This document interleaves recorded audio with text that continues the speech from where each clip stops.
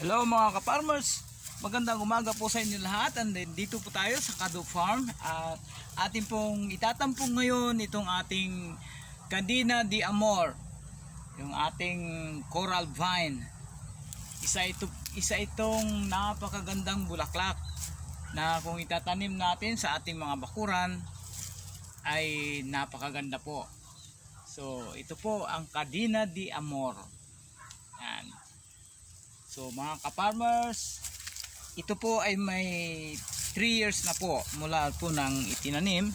So ngayon po ay mayroon ng magandang bulaklak.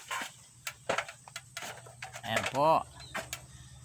So makikita po ninyo, pag tayo ay nagtanim at gaganda ang ating paligid at ang ating farm ay makulay. Yan. Yan po yung ating Candina de Amor.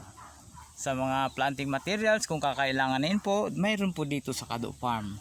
So mga ka-farmers, marami pa po kaming ipapublish, i-video para ipakita at i-share sa inyo ang aming mga halaman dito sa Kado Farm.